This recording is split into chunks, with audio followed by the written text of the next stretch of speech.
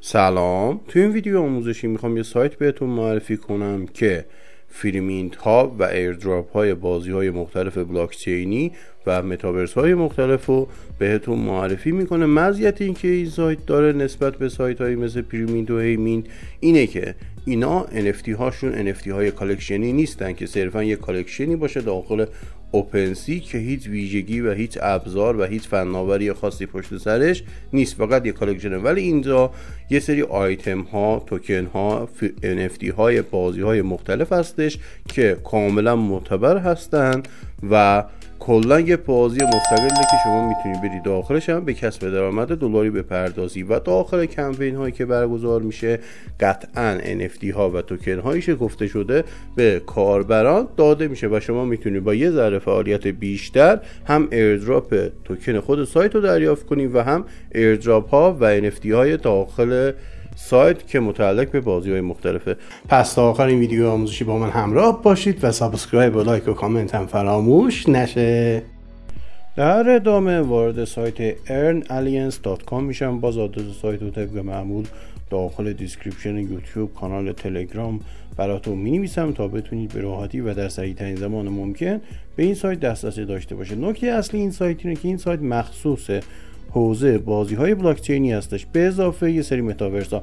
البته که یه سری از بازی‌هایی که متاورس هم محسوب میشن، یعنی تو مورد دیسنترالن و مورد سندباکس هیچ دیگه اینجا پیدا نمی‌کنید. خب برای توضیح بخش‌های مختلف از سربرگ سایت شروع می‌کنم. اول بخش گیمز که کل بازی‌های بلاکچینی رو براتون دسته‌بندی و رده‌بندی کرده. شما میتونید بر اساس گیم پلی، اکشن بودن، استراتژی بودن، کارتی بودن یا هر مورد دیگه ای انتخاب کنید. بر اساس تم بازی انتخاب کنید که انیمه‌ای، فضایی یا هر نوع مورد دیگه ای. در حوزه پلیر ساپورت شما باید انتخاب کنید که فری تو پلی می‌خواید، آنلاین میخواید یا هر نوع دیگه مثلا سینگل پلیر باشه یا هر نوع دیگه که بستگی به خودتون داره. ولی در مورد بلاکچین ها یه سری از افراد هستن همیشه دنبال بلاکچین های راه دوم اتریوم یا سایر بلاکچین ها هستن، چون نمیخوان هزینه گس شبکه اتریوم که خیلی وقتا بسیار بسیار بالاست و بپردازن، چون گاهی پیش میاد که یه هایپی توی بازار اتفاق میفته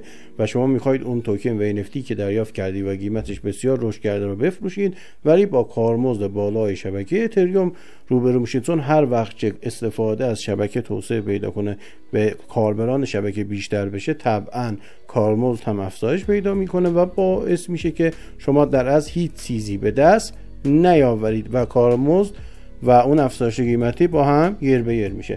برای همین خیلی دنبال لایه دوم اتریوم یا شبکه BNB و مواردی از این قبیل هستن که میتونید از اینجا انتخاب کنید. میتونید بیاد اون شبکه‌هایی که ترند میشن و اینجا انتخاب کنید و بازی که بر روی اون شبکه لانچ شده و بزرگترین مخاطب‌ها رو داره هم انتخاب کنید. خب بر اساس پلتفرم که شما اندروید دارید، وب دارید، لینوکس دارید، طبعا اندروید و iOS از همه بیشتره، بعدش وب و ویندوز هستن. مک و لینوکس یه خورده توی حوزه وب 3 کمتره چون محدودیت‌های اپل هم وجود داره و لینوکس هم که دیگه کاربران بسیار بسیار زیادی نداره. منظورم کاربر عادی و مردم هستش که میان از این بازی استفاده میکنن. در حوزه مارکت پلیس ها طبعا فروختن یه NFT داخل مارکت پلیس و اوپنسی و ماجیک ادن که لینک آموزش هر دو تای این سایت ها رو داخل دیسکریپشن یوتیوب میذارم، هم آموزش ماجیک ادن که برای بلاکچین سولاناست و اوپنسی که برای بلاکچین های اتریوم و لایه دوم هاست.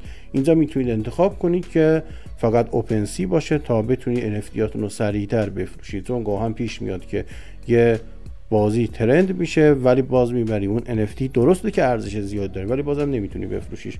خب اینجا هم که دیگه منتشر شدن و ارائه شدن و ارائه نشدن و مواردی از این قبیلی که دیگه من به جزئیات هر چیزی تو این سایت کار ندارم، با اینم میتونید جستجو کنید. خب اینجا لیست کل بازی هست، میبینید به صورت دستی هم و چشمی هم میتونید انتخاب کنید. رتبه هاشم که اینجا نوشته که رتبه های اول کدومه. بخش وقتی بخش وال شماست که اون فعالیت هایی که انجام دادید و اون تست ها و امتیازهایی که داره بهتون میده باهاش میتونید در آینده در ایردراپ احتمالی این پلتفرم شرکت کنید که توی ویدیو جداگانه من کلا ایردراپشو بهتون توضیح میدم، ولی الان بدونید که با این فیلترها میتونید به اون لیست بازی ها دسترسی پیدا کنید و اگه اون بازی یه دونه رویدادی یا ایونتی برگزار کرده باشه میتونید با شرکت کردن داخل اون ایونت یه سری امتیازات هم از خود سایت بگیرید و یه سری از NFT ها و توکن ها رو از خود اون بازی ها دریافت کنید. چون گاهی پیش میاد که بازی میاد اعلام میکنه که من میخوام 10,000 تا شمشیر لول فلان با ویژگی های فلان رو به تعداد افرادی که میان کامنت میکنن ریتوییت میکنن بدم. شما میتونید با یه شرکت ساده یه تعدادی از شمشیرهایی که ارزش بالایی داره، هم ارزش دلاری بالایی داره و هم ارزش داخل بازی بسیار بالایی داره، دریافت کنید و هم با بازی کردن کسب درآمد کنید و همین که ببرید اون شمشیرها رو داخل مارکت پلیس بازی یا مارکت پلیس هایی مثل اوپن سی، راریبل یا هر مارکت پلیس دیگه ای که لیست شده بفروشید. خب بخش بعدیش و سربرگ بعدیش بخش فریمینت هاست که همون که چیزی که توی اینترو ویدیو بهتون گفتم.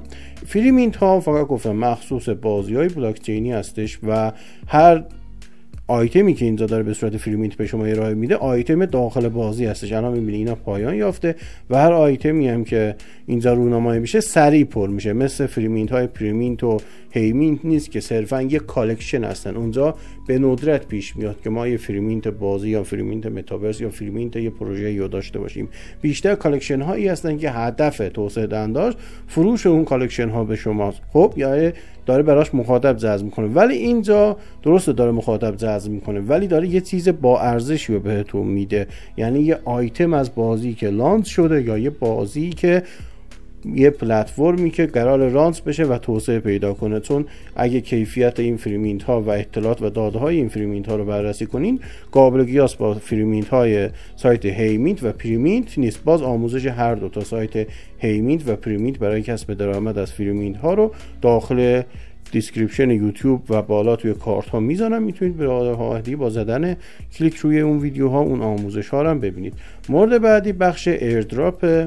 خب ایردراپ که میدونید دقیقاً چیه. ایردراپ تفاوتش با فریمینت چیه؟ فریمینت NFT بهتون میده، ایردراپ بهتون توکن میده.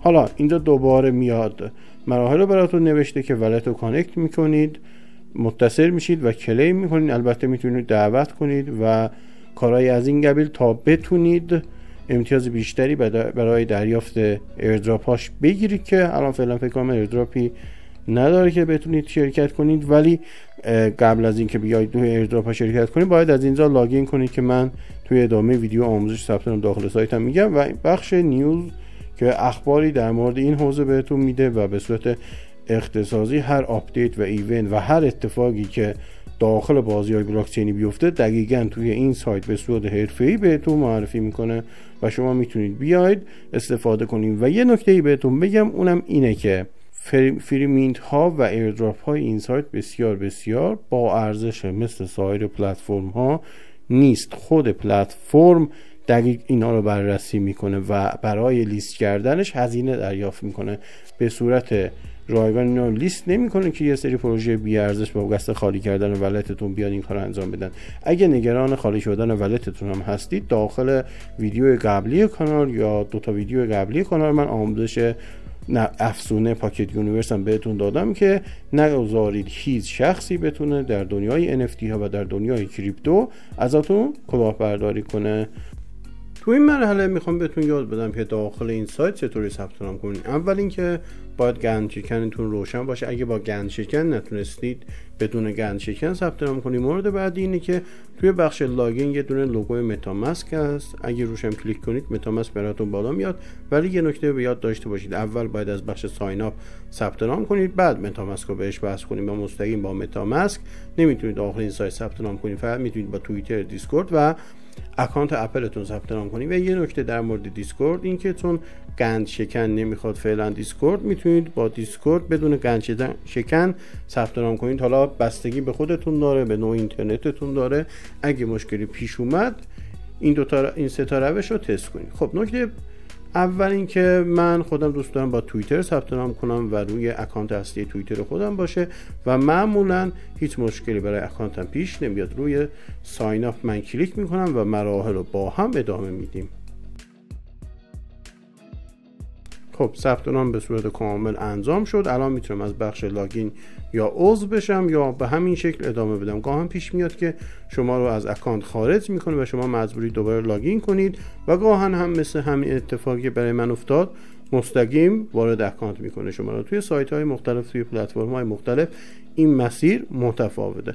حالا من میتونم ریوارد هامو جمع کنم تا در ایردراپ شرکت داده بشم. منظور از ریوارد ها وقتی داخل یه فریمینت یا ایردراپ داخل سایت شرکت میکنم به من ریوارد داده میشه و اون تاسک هایی که برای اون فریمینت ها انجام میدم من میتونم در قبالش ریوارد بگیرم، توکن بگیرم و در نهایت در ایردراپ داخلی این پروژه شرکت کنم. باز میگم ایردراپ این پروژه رو به صورت مستقیم بهتون یاد خواهم داد، ولی فعلا فقط میخوام همین ثبت نام رو یاد بدم که مراحل ثبت نامم تموم شد و شما الان میتونید از همه امکانات سایت از جمله فریمینت هاش استفاده کنید. روی هر کدوم از فریمینت ها که فعال کلیک کنید الان میتونید با فالو کردن توییتر و عضویت در سرور دیسکوردش این تاسک ها رو انجام بدید. توی ویدیو بعدی یه نمونه کامل براتون انجام میدم، چون تایم این ویدیو زیاد شد میریم برای ویدیو بعدی تا کامل انجامش بدیم و بتونید از این پلتفرم استفاده کنید.